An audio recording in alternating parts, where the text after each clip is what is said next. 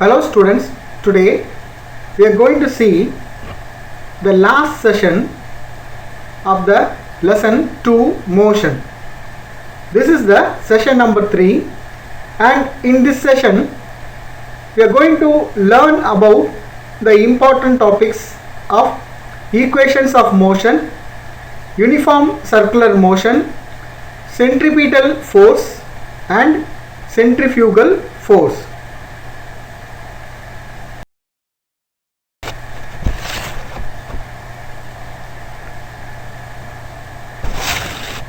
Students, Newton studied the motions of an object and gave a set of 3 equations of motion.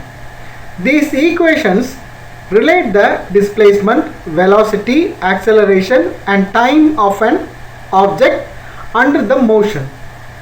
Now, an object is in motion with initial velocity u and the final velocity v, and the displacement which is denoted by s, then the time is denoted by t. If it is all in this order, then let us consider the 3 equations from Sir Newton. That 3 equations are v is equal to u plus at and s is equal to ut plus 1 by 2 at square, and finally v square is equal to u square plus 2as. Today in this class we are going to derive all these 3 equations one by one. Consider an object starts from the point D in this graph with the velocity u. What do you mean by u? It is initial velocity. So the object is start from the point D with the initial velocity u. Now the initial velocity of the object is equal to u, that means from O to D or E to A. Then if the object reaches the position C, then the velocity will be final. That means the final velocity of the object v is equal to OC, which is equal to EB. That is, you can denote the value by v from EB. Therefore, time from this position O to E or C to B, the time t is equal to OE or dA. You can also take it as C to B. Therefore, it is t. Now we are define the initial velocity u, the final velocity v, the time t. Therefore, from the graph we know that AB is equal to DC, right? AB is equal to the DC.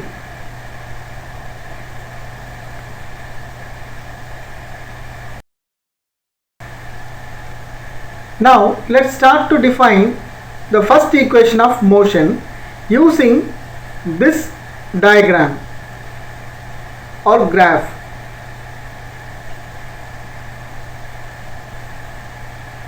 First equation of motion, the acceleration is equal to change in velocity divided by time.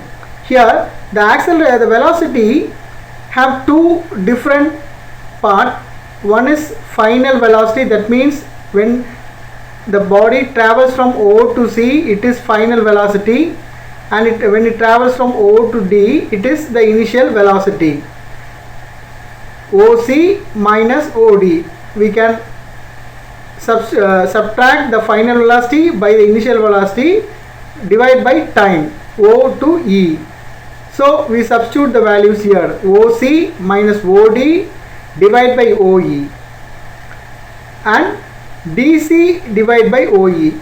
DC, this is the product. Okay, when you subtract OC minus CD, you get DC. If you put the values consecutively for this OC and OD or DC and OE, then acceleration is termed as A, which is equal to DC divided by T. OE as the value T, and if you take this T to the left hand side, then DC is equal to AT or AB. DC is equal to AT or AB. From the graph, EB is equal to EA plus AB. Okay, EB is equal to V. That means the final velocity, which is equal to EA. EA means the initial velocity. EA, initial velocity U, and AB is equal to, we substitute here, AT. This is the equation number 1. Second equation of motion. From the graph, the distance covered by the object during time t is given by the area of quadrangle DOEB. DOEB. The displacement is equal to area of quadrangle DOEB, which is equal to the area of rectangle DOEA, area of rectangle DOEA plus the area of the triangle DAB, area of rectangle DOEA and the area of triangle DAB, which is equal to AE into OE. AE into OE. Because of area of triangle, we put 1/2 into AB into DA. AB into DA. This you know from the max equations. To find this distance, you can multiply the adjacent side and hypotenuse. Therefore, substituting the values, we get the displacement is here termed as S, and AE is equal to U. AE is equal to U, initial velocity, and OE is equal to T. That's why we put UT plus 1/2 here, and A, acceleration. Okay, acceleration A into T square. Acceleration A into T square, because we have two things dA, 2 times, that's why we put T square. This is the second equation of motion. Students, now let's derive the third equation of motion. From the graph, the distance covered by the object during the time t is given by the area of the quadrangle DOEB, DOE and B. Here the DOEB is a trapezium. DOEB a trapezium. What do you mean by trapezium? Let me explain the meaning of trapezium. A trapezium is a two-dimensional quadrilateral having a pair of parallel opposite sides.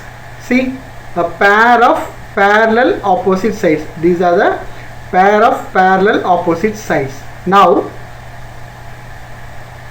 the displacement S is equal to area of trapezium DOEB, DOEB, which is equal to 1/2 into sum of length of parallel side, sum of length of the parallel side, sum of length of the parallel side. This is also parallel and this is also parallel sides, into distance between the parallel sides.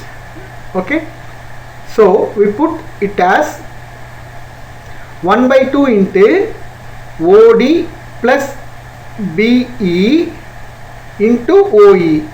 OD plus BE into OE. Now let's put the values of the OD, BE and OE. That means S is equal to 1 by 2 into, already we know this is the initial velocity, right? And the total from E to B or B to E is the final velocity. Therefore V plus U into T, OE is equal to T. Okay, now from the first equation of motion we take A is equal to V minus U divided by T. To find a value for this T, we take the equation of motion, first equation.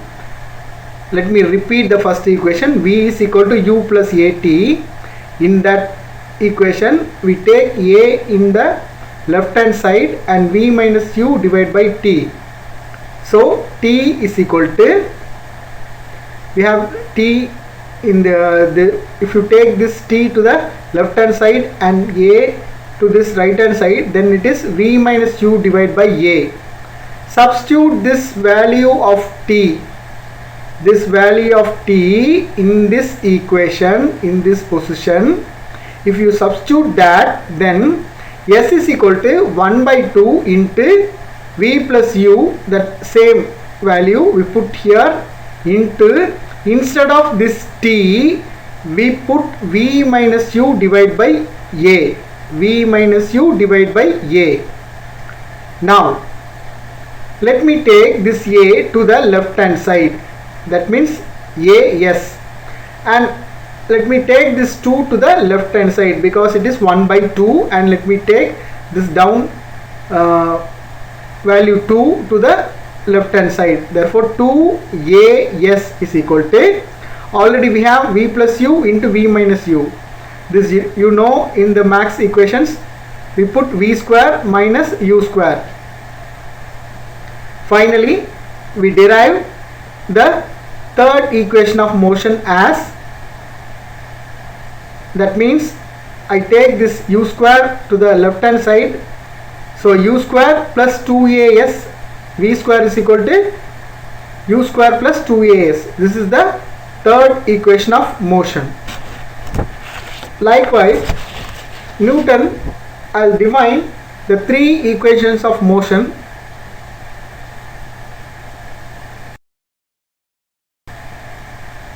Now let's move to the uniform circular motion.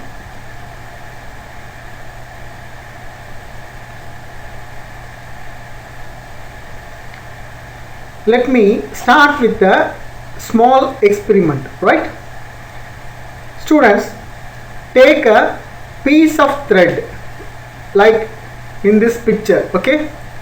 Consider this as your figure, and take a piece of a thread and a small piece of stone, and at one end of its this thread, right? Tie a stone at one end of the rope or a thread. Rotate the stone to describe a circular path like this. Rotate the stone to describe a circular path with constant speed by holding the thread at the other end as shown in the figure. Okay, hold the other end as shown in the figure. Now release the thread and let the stone go. Can you tell me the direction in which the stone moves after it is released? Repeat the activity a few times and releasing the stone at different positions. Release it in different positions of this circular path and check whether the direction in which the stone moves remain the same or not. If you carefully observe, on being released the stone moves along a straight line. tangential to the circular path. It moves along a straight line which is tangential to the circular path.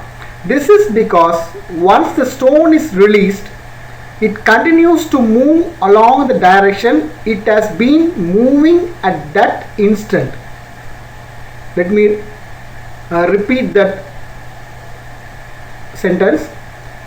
It is because once the stone is released, it continues to move along the direction it has been moved at that instant. This shows the direction of motion changed at every point when the stone was moving along the circular path. Right? This is a good example for the circular motion and the circular path. Now let me define the term uniform circular motion with this statement. When an object moves with constant speed along a circular path, the motion is called uniform circular motion. When an object is moving with a constant speed along a circular path, the velocity changes due to change in direction. Hence, it is an accelerated motion. Let me tell some of the examples for this uniform circular motion. Revolution of Earth around the Sun is one best example. Then revolution of Moon around the Earth. The tip of the seconds hand of a clock are examples for this uniform circular motion. See, this is the uniform circular motion of a moon which moves around the earth with stipulated time and the distance. Now let's consider if an object moving along a circular path of radius r, like in this picture, radius r, takes time t to come back to its starting position. Okay, let the time be t for one full circular rotation. The speed v is given by, right? The speed v is given by, speed is equal to circumference into divide by time taken. Circumference divide by time taken. Therefore, speed v is equal to 2 pi r into divide by t. 2 pi r divide by t. 2 into that pi. Okay, the value 2 values of pi into the time taken. Centripetal acceleration and centripetal force. The motion of a stone in circular path with constant speed and continuous changes of direction in an accelerated motion, which you can see a constant and continuous changes of direction with a constant speed. There must be an acceleration acting along the string directed inwards. Okay, it is directed inwards, which makes the stone to move in a circular path. That is the reason why the stone moves in a circular path. This acceleration is known as the centripetal acceleration and the force is known as centripetal force. Since the centripetal acceleration is directed radially towards the center of the circle, the centripetal force must act on the object radially towards the center, which is this, towards the center. Now let's consider an object of mass m, right? Object of mass m which is moving along a circular path of radius r. This is the circular path and it has a radius r with a velocity v. Its centripetal acceleration is given by a equal to v square divided by r. Hence the magnitude of centripetal force is given by F is equal to mass into centripetal acceleration. That means F is equal to m v square divided by r. F is equal to m v square divided by r.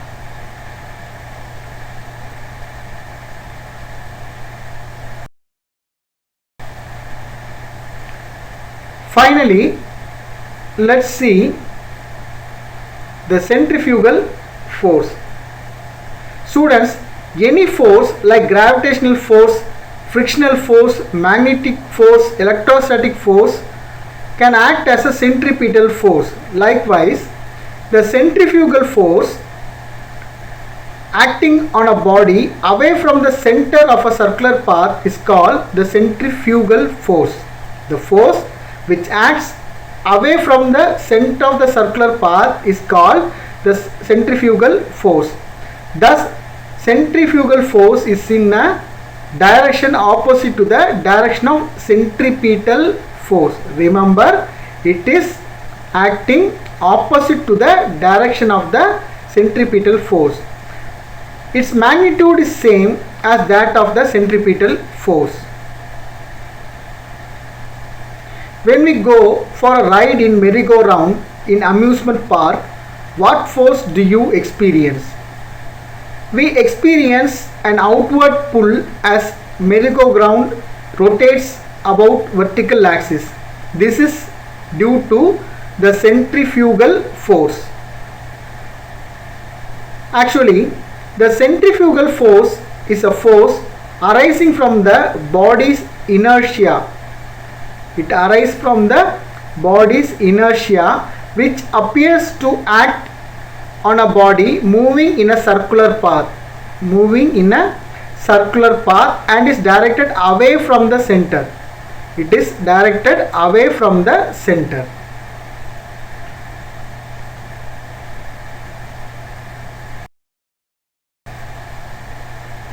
Thank you, students.